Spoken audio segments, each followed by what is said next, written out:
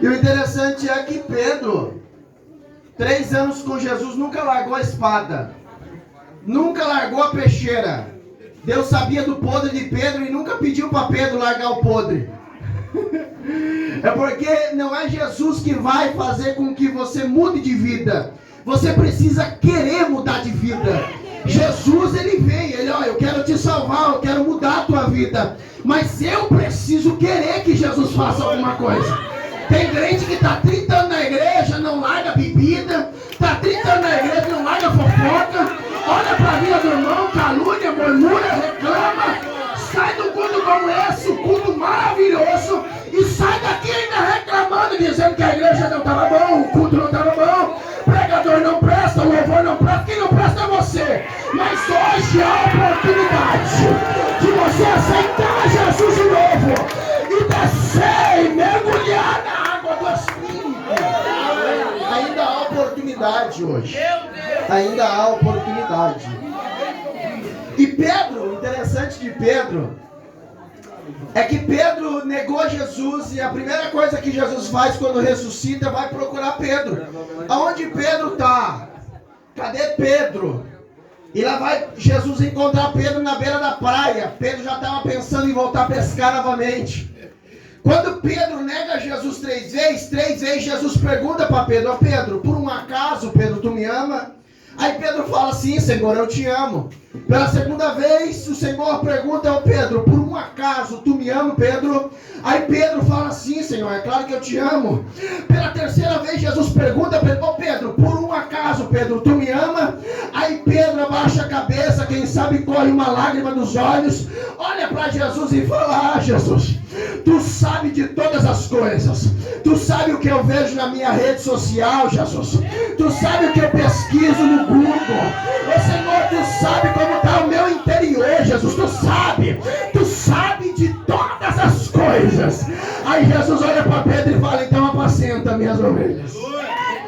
Mas no capítulo 12 de Atos, vou encerrar. O pastor Paulo falou bem rápido, Samuel, que tu fala demais. E no capítulo 12 vai aparecer Pedro. Pedro estava preso por conta de pregar o evangelho. No período do reinado de Herodes, ele decide matar alguns, e um que ele mata é Tiago. E logo após isso, ele vê que os judeus se agradam da atitude dele. Então ele decide prender Pedro para matar no período de Páscoa. O interessante é que Pedro, aqui é algo maravilhoso, porque eu comecei a chorar quando eu estava estudando essa passagem, e Deus começava a falar ao meu coração. Pedro, ele estava na prisão, e olha algo interessante, fizeram 4 grupos de soldados com 4 homens, e colocaram Pedro dentro daquela prisão, bem guardado, bem protegido. Interessante é que Pedro, ele foi para a prisão. Quem confia em Deus, ele pode estar no vale, está tranquilo. Pode estar no deserto, ele está sossegado. Ezequiel foi levado para o vale, ele estava sossegado, até estava dando volta em volta do vale. Interessante é que quando Pedro estava preso na prisão, eu tenho por certo, porque eu tenho que imaginar isso. Pedro conhecia Jesus, é claro, sabia da autoridade, do poder de Jesus. Eu imagino que Pedro estava na prisão, com as pernas cruzadas, a mão estava atada, e estava roncando, dormindo, descansando. E o interessante é porque aquele que confia descansa.